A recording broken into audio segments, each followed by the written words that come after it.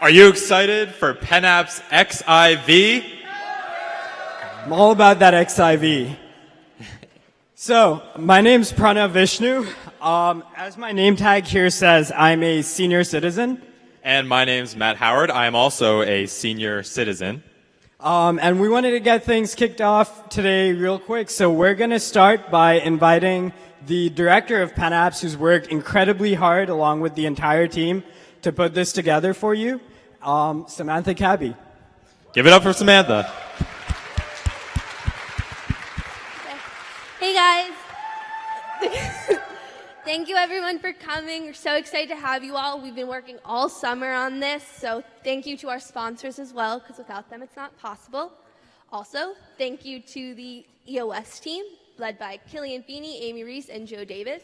The MBO team, led by Mark West and Kim Marker, and the Dean's Office, led by Dean Kumar and Shambrell Jones, and the SETS team, led by Chris Varhus. So we're so excited to have you here. We have an awesome weekend planned for you guys, and we're so excited to see what you guys make. So I'm going to pass it back off to them and let them do this. Give it up for Samantha. It's my honor now to introduce to everyone, to deliver some opening remarks, Dean Vijay Kumar. He's the Nemirovsky Family Dean of the Penn Engineering School. He's done some incredible research on a lot of autonomous drones and has millions of views on YouTube. If you go search for musical swarm drones, you'll find lots of amazing stuff. So with that, I'd like to invite Dean Vijay Kumar up to deliver some remarks. Please give it up for him.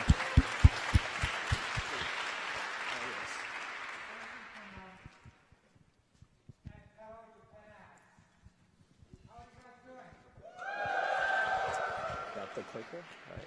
All yours.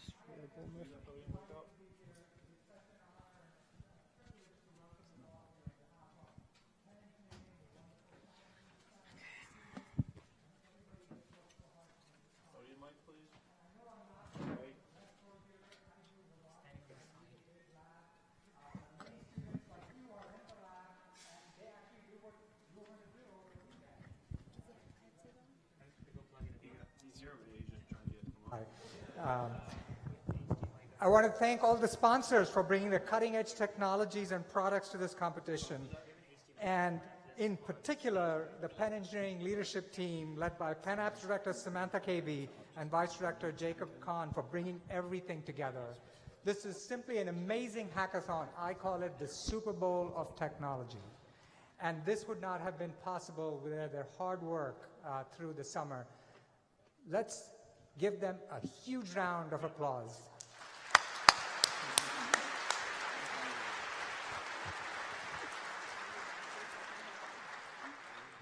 Some of you may be new to PennApps. PennApps started off as a very small event in 2009 with a mere 17 teams on Penn campus. And then it grew beyond our wildest expectations. It went international in 2013, and it kept growing. And last year, we had over 2,000 innovators from 14 different countries. It grew so large, we could no longer have it on the Penn campus. We had to move it to the Wells Fargo Center. And those of you who are from the Philadelphia area know that that's where the Philadelphia 76ers play. And if you were there last fall, it was a lot more exciting watching all of you code there than watching the Sixers play. Well, this year, the organization team correctly decided, in my opinion, correctly decided that they had to manage this innovation. I want to quote Andy Grove, the founder of Intel and the former CEO. He spoke of his strategy for managing innovation. And he said, you first let chaos reign, and then you rein in the chaos.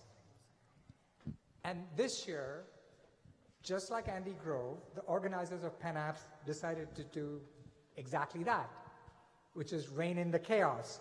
So now we have more selectivity in the participation, only 1,400 countries chosen from over 4,000 applicants from 21 countries, a smaller venue, and a more intimate setting back on Penn campus. And the fact that you're there means that you made the cut. So congratulations to all of you.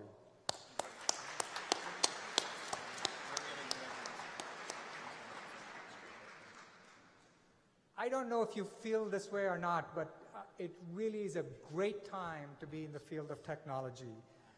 The last 30 years have just seen a frenzied pace of technological innovation.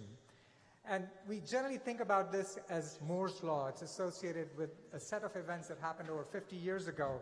And for the last 50 years, the number of transistors you can put on a piece of silicon has been doubling every 18 months. This was Moore's Law, and everybody called it the Moore's Law party, which inevitably had to come to an end because it's not possible anymore to put those transistors in a piece of silicon any smaller. But the Moore's Law party has ended. The after party still continues. What is this after party? Well, it's because the cost of doing anything today has come down. The cost of communication, the cost of computation, the cost of storage, all of them declining by roughly 30% a year. In the next year, over 1 billion people worldwide will come online. That is just incredible, and that's because of the falling costs in technology. It's getting easier to build. The whole idea of going from a preliminary concept to a prototype, to testing it, and then saying, well, that concept didn't work. It's not a good one. Let's try to refine it. And then going back around, that cycle is just getting shorter and shorter. And because of that, I believe we're attracting more and more innovators to the field of technology. To use another sports metaphor, as in any game, when you have lots of players playing the game, you run up the score. And when it's a high-scoring game, more players get interested and get attracted to the game. Well, that's what is happening today, I believe, in the game of technology. We're attracting more players and higher quality players. And as a result, the innovation score is going up. And it's not just about computing. In PennApps, of course, you know this, it's about computing in the physical world. You sense the physical world, you reason about the physical world, and you act in the physical world. My own work is in robotics, and that's the way I think about computing. And PennApps does that and more. High-quality players driving up the score, attracting even higher quality players. At Penn, there are 3 words that are part of our culture and our DNA. And those 3 words, and those of you who are from Penn know this, President Gutman mentions this all the time, inclusion, innovation, and impact. I cannot think of 3 better words to describe PennApps. PennApps is inclusive. In addition to everything else our student organizers did on PennApps, they raised over $200,000 to make this event as inclusive as possible, so that cost is no longer a barrier to participation. The only thing you need to participate is good ideas. Second word, innovation. This one is obvious. You are here because you want to innovate, and PennApps celebrates an innovation like no other competition. The third word, impact, is less obvious, but equally important.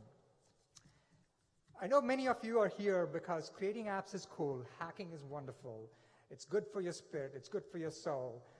Some of you are here because we have great swag, wonderful food, unlimited supply of Red Bull and Diet Coke. And maybe you even learn from each other, and that's why you're here. But the reality is, You're here because you want to create apps that will have a positive impact on life. Just yesterday, I was talking to the team who won second prize last year in PennApps, and they are here. They created an app that I could not have imagined. Creating an app for managing expressed breast milk, automating a process that's labor-intensive, and making one that's prone to errors much safer. So they formed a company called Keratin, Penn engineers teaming with Penn nurses to create a product with potentially a $21 million annual market. And now hospitals and neonatal care units are calling this a must-have. Now that's impact for you. I know you're going to see a weekend filled with innovation and impact and fun, and I don't want to be the person standing between you and all that fun. So happy hacking, everyone, and good luck.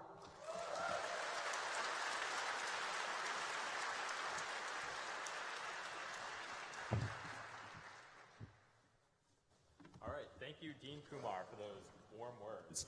I'd like to now invite to the stage Bill Murphy from Blackstone. Bill is a senior managing director and the chief technology officer at Blackstone, leading the Blackstone Innovations and Infrastructure team. He was founding chief technology officer for Capital IQ, overseeing all product design, development, infrastructure, and technology support. Give it up, everyone, for Bill Murphy. Yeah. Thanks, everybody. So thank you very much for indulging me and listening to me for a few minutes. They told me I could have this keynote, and I wanted to do a few things. One, talk to you about Blackstone and tell you about our team. You know, shout out to my team. They're right here. Some of my interns are around. We had an awesome summer. I think we delivered some great stuff. I think every intern delivered something to production, or soon to be shipped to production. So that was exciting, and I hope we can catch up later today. But the other thing I want to do is hope I can share some of my lessons that I've learned over 20 years. I'm actually a Penn alum, so this wasn't like I didn't just buy this shirt in the bookstore 20 minutes ago. 96, and to give you an idea of the difference between how technology was viewed, when I came in 92, we were the only students on campus to even get an email address. And I basically got made fun of for using email for a year or two. By the time 1996 came along, everybody had email, and it was the way we were all conversing on a regular basis. So it was right at that time when we got to participate in some amazing change. The other thing that I definitely think you should be happy about is how much electronics have shrunk, because they made us carry bright yellow suitcases full of all of our EE equipment around the campus, which basically didn't help our social status very much. So you should be very happy about that. All right, so then after, so I graduated from Penn. I got really lucky. I went to Sapient, which pioneered fixed price, fixed time consulting arrangements, and also was really doing some innovative web stuff right at the beginning, Web 1.0. And I chose Sapient because I felt the culture and the energy from the minute I arrived there during my interview, and I actually wound up taking 50% less money right out of the gate because I felt like it was the place where I could learn the most and grow the fastest. And I thought that was I share that not to pat myself on the back, but just to stress that, you know, focusing on what's going to get you the furthest in the long run is really, really important. And I'm glad I made that decision. It really laid the groundwork for everything I did after that. So after about 3 years at Sapient, I ended up at joining the two founders of Capital IQ, and we started the business. And it was really lucky that I happened to meet them, and we kind of we had a meeting of the minds. But what was interesting, Capital IQ, we grew it to over $300 million. It's a web-based financial information and workflow platform. One of the first SaaS businesses, really. But it didn't start that way. It started as an internet investment bank called Capital Key Advisors, and we were just going to use technology in order to do deals and advise on something like advise on deals like a traditional investment bank. So the lesson there is don't get stuck. And I know everybody's used to hearing all about pivoting, but it's true. We changed the company completely. We raised money and wound up building a great technology and data company. So I'm very proud of that experience. That experience started by, you know, pretty much what you're going to do today, me with the two founders in a room essentially coding the first version of the system and collecting the data. And I had a really small team then.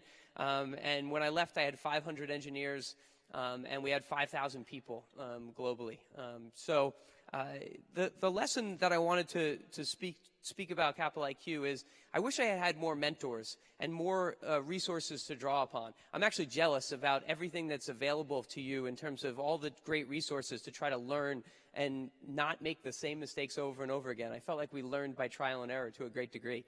One pet peeve, though, I figured I'd mention. A lot of times people ask for advice, and when you're asking for advice, make sure you're ready to listen to it, because sometimes people come in, they ask for advice, and they really just want you to say yes to what their idea is. They really don't want critical feedback. So make sure you have 2 ears and 1 mouth, really, and listen and take that to heart, because you don't want to have to go through the same struggles that we went through to learn all these hard lessons. So then after Capital IQ, I ended up at Blackstone, easily confused with BlackRock.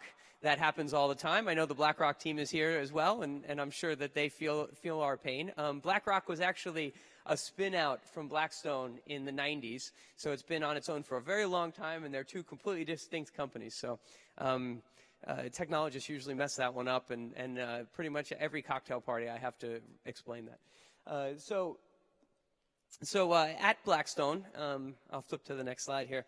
We are the world's largest alternative asset manager. We manage over $350 billion across many different businesses, but we primarily buy companies, we buy real estate, we buy other assets, and then we make them better over a long period of time. And then eventually we sell them and we generate returns for our investors. But what really got me interested in coming and joining Blackstone, and what keeps me interested every day, is our long-term thinking and our focus on truly making something better. It's exactly what we're trying to do in engineering all the time. Create value through creating products. And in our case, the value that's created is not because of some sort of financial magic. It's because we're actually making the companies better. We're making the real estate better. We're making it more valuable.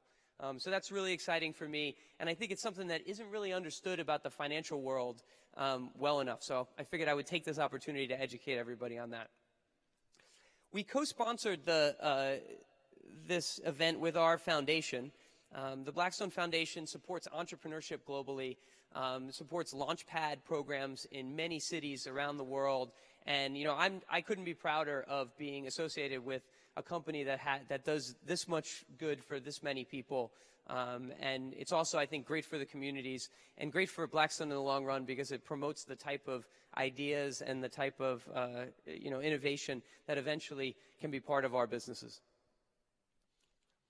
So now let's talk about Blackstone Technology a little bit. We call it innovations and infrastructure. I thought the old sounding, IT was just not what we wanted to be, and what we aspire to be is long-term thinking, truly innovative, building systems for our investors to be better than they've ever been before, more efficient, better at identifying opportunities, and our team is not trying to solve a problem for today. They're trying to solve it for 10 years. And I think it's a big challenge and something we take to heart every single day.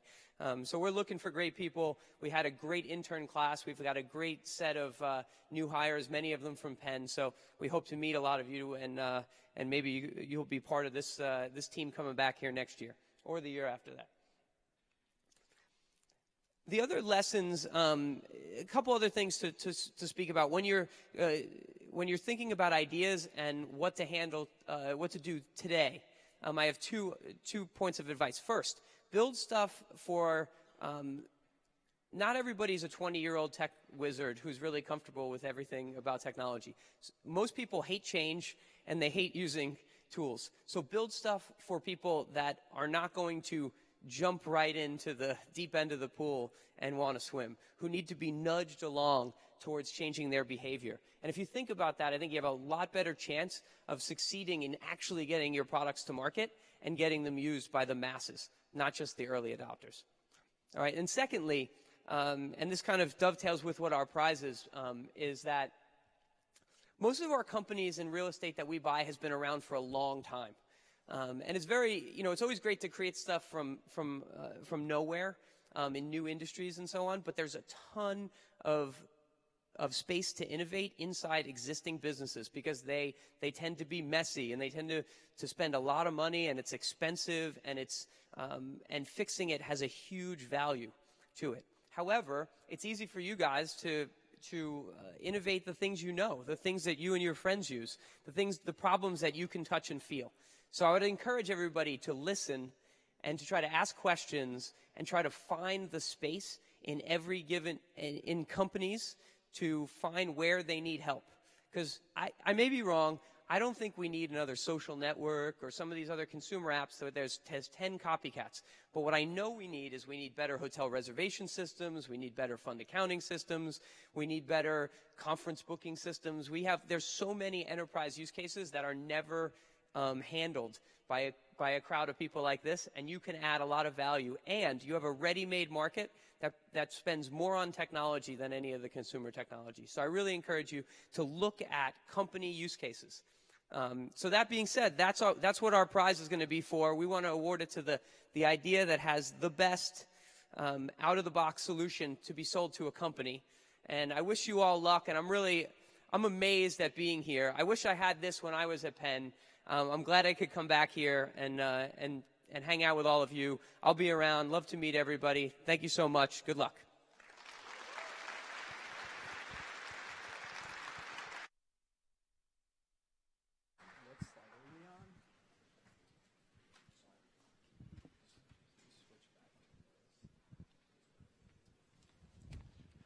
All right. Hey, Pranav, I have a question. What's up? How many programmers does it take to change a light bulb? I don't know. One? None. It's a hardware problem. Oh. No. It's I've okay. I'm a done computer that. engineer. All right, so speaking of hardware problems, we're going to switch over to the API demos. We have a lot of our wonderful sponsors who've come out here with teams, with mentors, and with APIs to offer you. So we're going to start running through them, starting with Lutron. Guess I have to speak into the mic. Thanks, guys. I am Jim Weber. I'm with Lutron Electronics. If I raise the hands, who's ever heard of Lutron Electronics? There you go. It's getting more and more nowadays, which is wonderful. Lutron Electronics controls your light, shades, and temperature, and they do it everywhere. You've probably used us all your life and didn't even realize it. So next time you dim a light, look closer at the dimmer, and you'll probably notice that it's one of Lutron's dimmers. In fact, Lutron invented solid-state dimming. Our founder created the first electronic dimmer that saved energy as it dimmed your lights. Before then, it was just a resistor. Burn it off in heat, yada, yada. But as we know, that's not the right way to do things. We need to be more efficient as we grow and become a larger and more connected world. So from day one, we've been a green company, and for a long time, we've been a connected company. I've been with Lutron for 9.5 years. I've been controlling my home lights, shades, and temperature for 8 years because they didn't give me equipment right away. So I'm going to do a quick demo right here and show you what that looks like. And it is on the screen. It's as simple as opening up your app, touching a single button, and your light pops on. And you can do that from anywhere in the world. There you go. You can do that from anywhere in the world, and it reacts just as fast. We are competing against a 30-cent dimmer or 30-cent switch that you pick up in the store that acts instantly. So our system needs to act instantly as well. So a few more things before I get kicked off the stage, since I'm over time already. We have 5 engineers here that are going to be mentors the whole weekend. Please seek them out. We have a few ways for you guys to get a hold of them. So we have a Twitter account, we have an email account, we have our Slack account. We are also giving a prize for the best Internet of Things hack. So the best Lutron Internet of Things hack. If your hack happens to involve Internet of Things and connecting all the various devices around the world, we have a kit, which, as no one will be able to see from way back there, which will allow you to control one of your lamps from anywhere in the world the same way that we just did it here. So look us up, seek us out. We've been engineering and creating things like this. We'll be there for you to help you through some of your interesting quandaries in your projects this week. And have fun and enjoy your sleep deprivation experiment.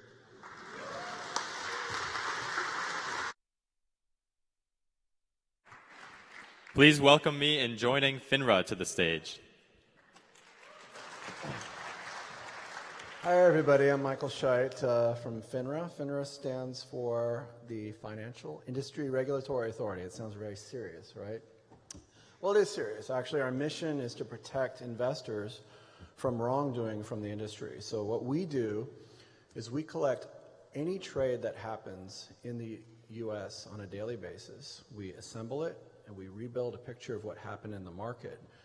And only then our real job begins. Then we run a series of surveillance patterns against that data to detect fraud and misuse. And we absolutely rely on technology to accomplish that mission. And some of the technologies that we use are pretty exciting. Hi, I'm Mike Garrett, working as a software engineer at FINRA right now. We operate across many problem spaces, including regulation, analytics, and financial literacy. We're leveraging the cloud to quickly iterate and spin up new servers so that we can develop and generate insights across all the data that we have. And we're using exciting technologies and languages like Python and Scala and every flavor of JavaScript available. So we're actually here to celebrate a history of innovation. We have a history of innovation. You guys probably heard of NASDAQ. We created NASDAQ. It was the world's first electronic stock exchange, and it really revolutionized the financial industry. And of course, Penn has a history of innovation. The world's first general purpose computer in the ENIAC, and the nation's longest running student organized hackathon. So, you know, we're a little counterculture here. We're not a hardware company. We didn't bring hardware to play with. But we do have a playful challenge. We're giving $1,000 in gift cards away to the team that best has a play on the word history. So you could use historical data to do something, or you can just simply convince us that you're going to make history with the product that you show us. We'll also be giving away a couple of drones, Parrot drones. And if you're interested in internships, by all means, come see us in the sponsor hallway, I guess I would call it. Anyway, thanks for your time. Appreciate it.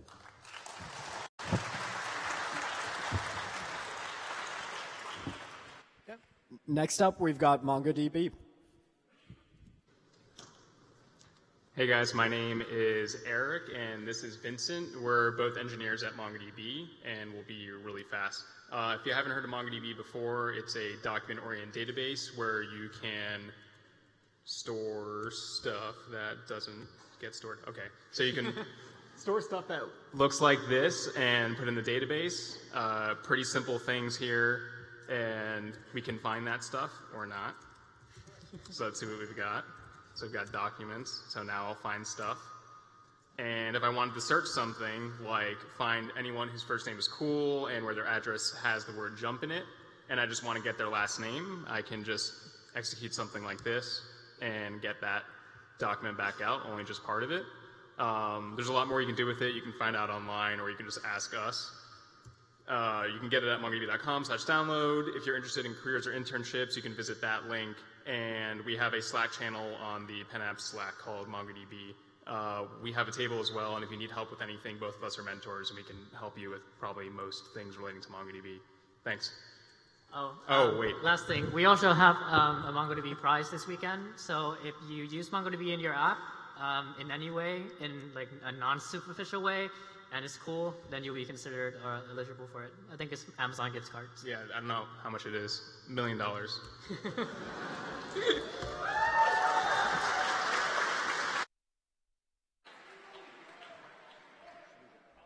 Polymer from Google.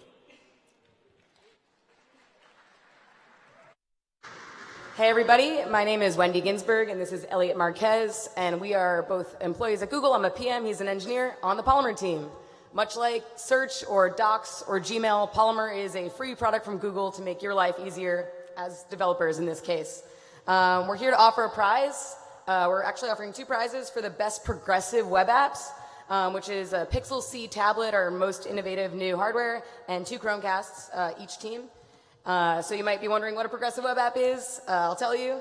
As the name might suggest, it's a very innovative new way of creating web apps. There's probably like 4 properties that would best describe it. It would be responsive. So on a tablet, on mobile, on a desktop, that web app feels like it was made for that device. So when you're on a mobile phone, it feels like a native app. So very responsive and feels native anywhere. The second thing is that you can enable Chrome push notifications or browser push notifications. So you could respond to somebody very quickly in the same way an app would. You're able to add it to home screen, so you can tap it like an app and it will load right away. And it works offline. That's the craziest part. So in order to show you or teach you about progressive web apps, we made you a progressive web app to learn about progressive web apps. And here we go. It's hackwithpolymer.com. This is made just for PennApps. And you can see Elliot's going to go offline and then reload the page. And you still get the same content. It's smart caching. Really great for hacks for new countries for technology like Mexico, Indonesia, India, China, Brazil, where there's really not great internet connection. So we hope to see the best progressive web apps you can make. You can learn about Polymer and PWAs at hackwithpolymer.com. Hackwithpolymer.com. Great. Thanks.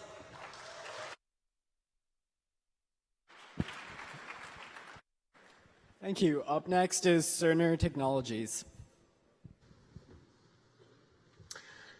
My name's Matt Dever. I'm a knowledge architect at Cerner. Question for everybody. Who here has had someone in their family get really sick? Probably everyone. Me too. My mom was diagnosed with stage 4 breast cancer way too late. That's one very personal example of healthcare failing. At Cerner, we believe healthcare is too important to stay the same, and we support that belief by investing more in R&D than all our competition combined. And we've even given away a life-saving sepsis workflow to all our clients for free. With our solutions used by thousands of healthcare systems worldwide, that translates to tens of thousands of lives saved with just one workflow. Today we brought our Smart on Fire API for you to solve real-world healthcare problems. With 20,000 associates globally and many here in Malvern, PA, we're also here to find you. If you want to build solutions to fix healthcare, find someone over here wearing a Cerner shirt or find our Slack channel and we'd be happy to tell you more. Thank you.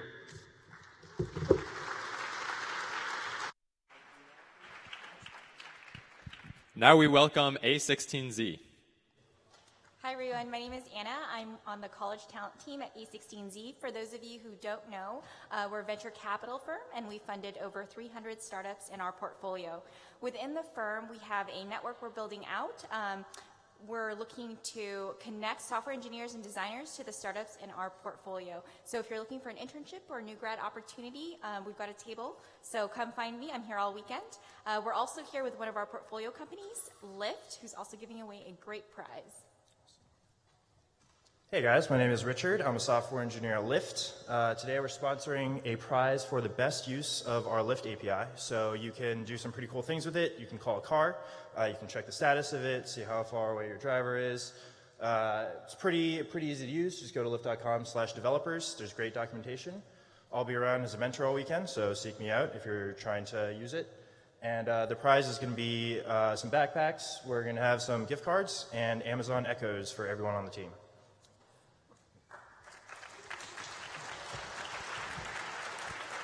Guys, we're almost done with the API demos. Give it up for our sponsors, please. Yeah. Next up, we've got Latch. Hey everybody, great to be here today. So I'm going to tell you a little bit about Latch. So Latch 3 years ago was just an idea. I cashed out my 401k that I'd saved from my time at Apple. I had $6,000 and we were trying to figure out how to build an amazing hardware company with that. Our big idea was, how do you create a digital experience for physical space? So what we've done is we've created a persistent identity that is able to go across different contexts, from your home to your office to your apartment building. The on-demand economy is changing how all of us live and work, and we all have all sorts of new use cases, and keys are holding us back. We've thought about so many different use cases as we've built the product, and probably the most extreme thing, which we've already started to do, is starting to deliver groceries inside apartment buildings in New York City. So through our app, you're able to provision access, temporary access, and get packages through Amazon Prime and other services delivered into your apartment building. Our product is beautiful and simple. We've recruited an amazing team, including a senior industrial designer from Apple, folks from Nest, Bose, Lutron, MakerBot. This is our first product. You can unlock with your phone. You can unlock with the touchscreen that's built in. You can use an NFC card. You can even use a physical key, and we track that and are able to activate the onboard camera anytime a key is used. We're now live with pilot customers in New York and are really excited to grow an amazing hardware company. We closed our Series A financing, $16 million round earlier this year, and are aggressively recruiting great hardware folks. We're going to be here all weekend. You can stop by our table, check out a demo. We'd love to meet with all of you. Thanks so much for having us.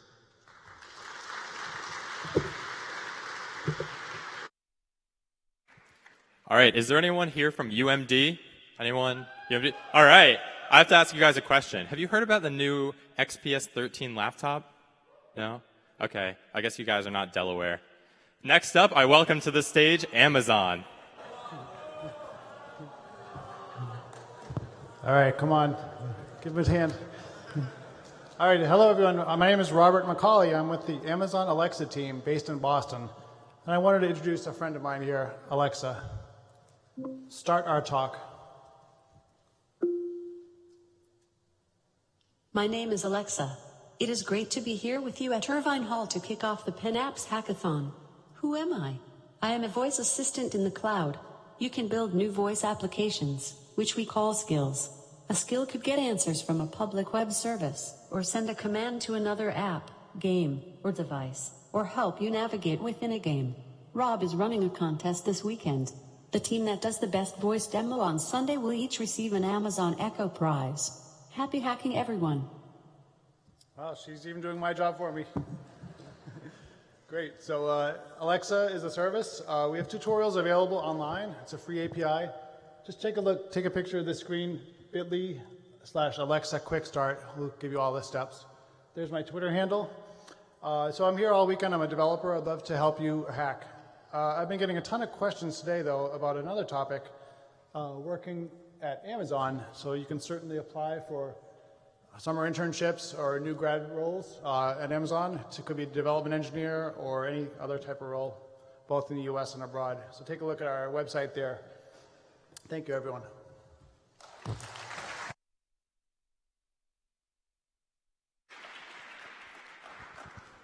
Give it up for our sponsors.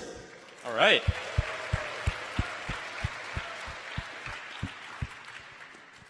Okay, so we're going to have a little bit of fun now, take a little bit of a breather. Over the summer, we asked you guys, all of you hackers, to send in some pictures with our mascots, Benjamin Franklin, the penguin, and Platy, our platypus. And we wanted to share some of these submissions with you today.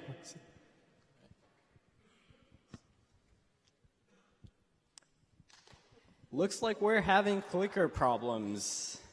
So first up, we've got @ShannonPassion, who brought Platy to a pep rally. So that's pretty fun. What else have we got?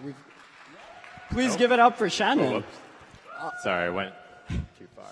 Right. Then we've got @LVonLou. If life is a class, you'd be my constructor because I'm null without you. Aww. Programming jokes, am I right?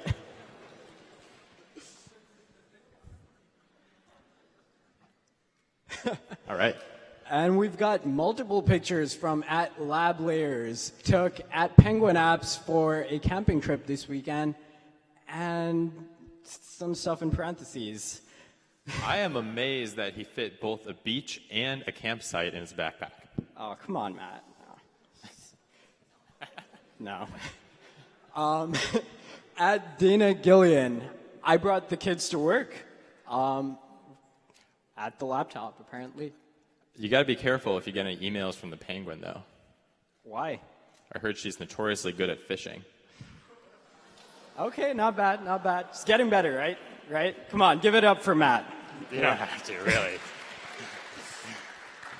And finally, we've got an incredibly cute picture here from @NotFrenchClaire. Teddy exposes new penguin hack. That's just adorable. Come on. There we go. Yeah. Just pretend you're awing for me. Now on to the fun stuff. Rules. All right. So a few ground rules for the weekend, just to make sure everyone stays safe, happy, and has a good time. Please be respectful of other hackers. This should be pretty straightforward. You can check out our code of conduct, which you've all already agreed to magically. If you need a reminder, it's at pennapps.com/policies/contact.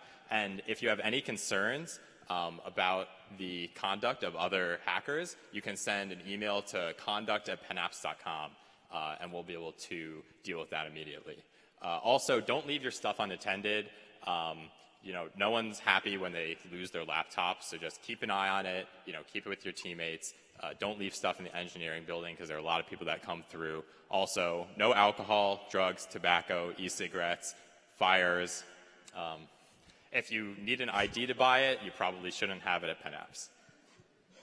That's a great rule, Matt. Thank you. Oh, here we go. We've also got a whole bunch of hardware. You can check out the hardware list at hardware.pennapps.com. Hardware checkout is going to start at 8 p.m. after this, and more 100. We'll have 3D printing and laser cutting services as well as soldering tomorrow during the day. So if you're planning to use any of those in your hacks, make sure that you keep that in mind. Yeah, and you can also sign up for 3D printing and laser cutting on hardware.pennapps.com. Yep. There's also a Slack. You should all already be added to the Slack. It should have happened at check-in. If you're not on the Slack, just drop by check-in, drop by the mentorship desks, and we'll get you set up.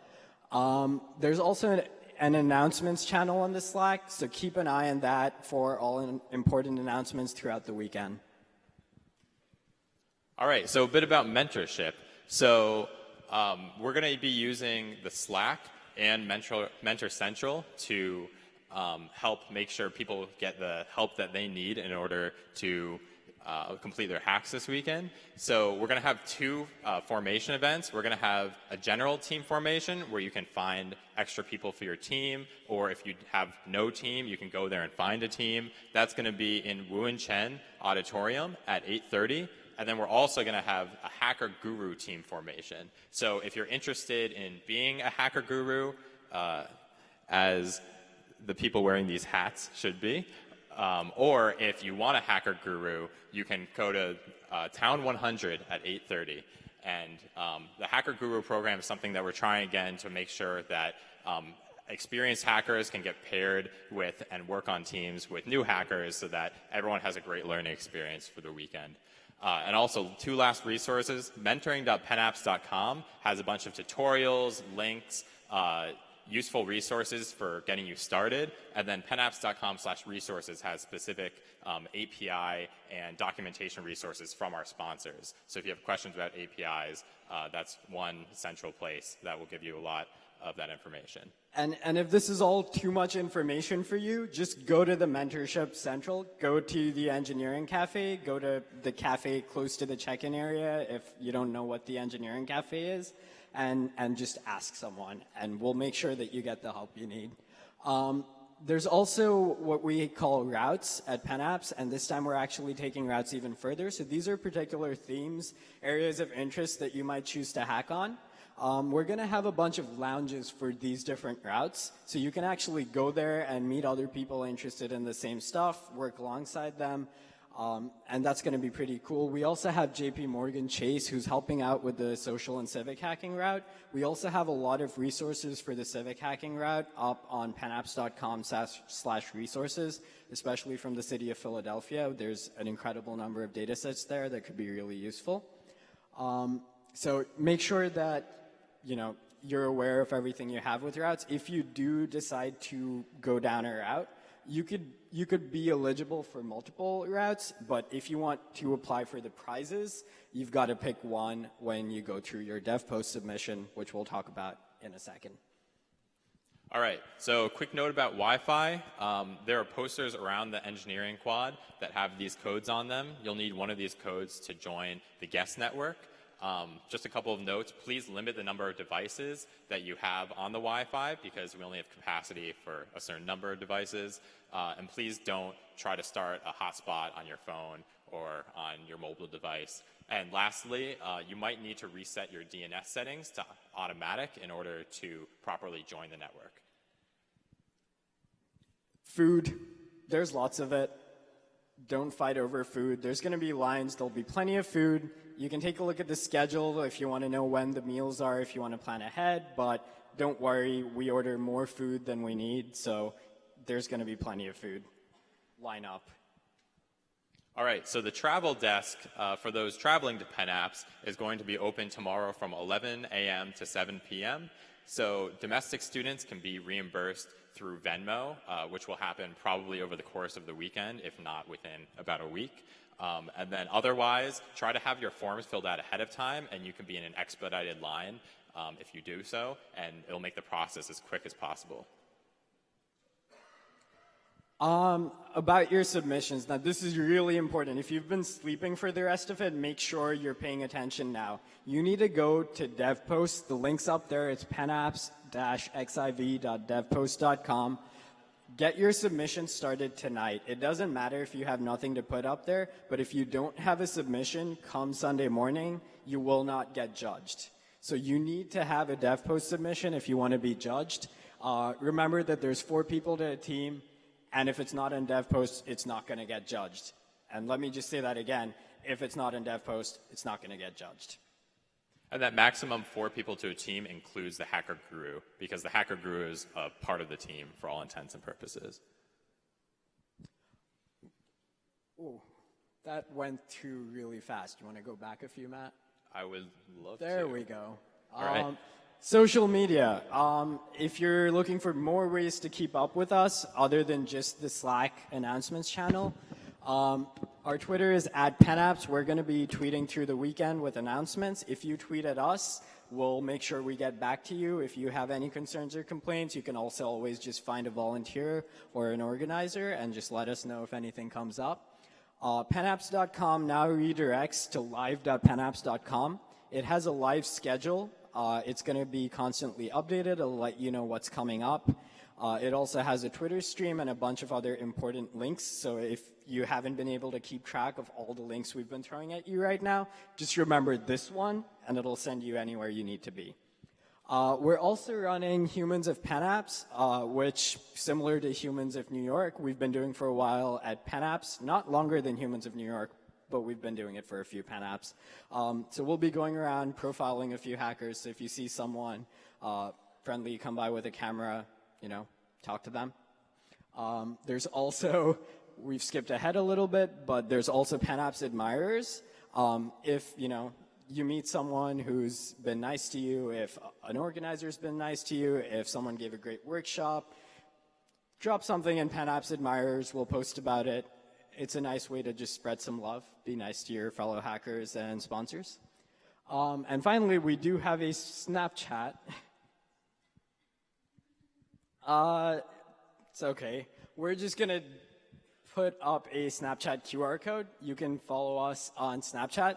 We'll be posting stuff throughout the weekend. So in fact, I'd say now's a good time to just get out your phones and follow us in Snapchat while you look at a wonderful picture of our vice director, who isn't here at the moment because he's back in engineering getting everything ready for you guys.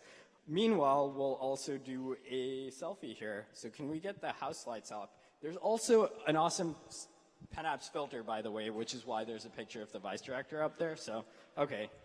How's everyone doing? Down here. Now? All right. Okay. I'm going to try and get as many people in as I can, but this is going to be a challenge. All right. Do you want to all wave and scream or something? No? Yes? Yes, wave? Okay. It looks like we have a few people waving. Okay, I'm going to go in 3, 2, 1.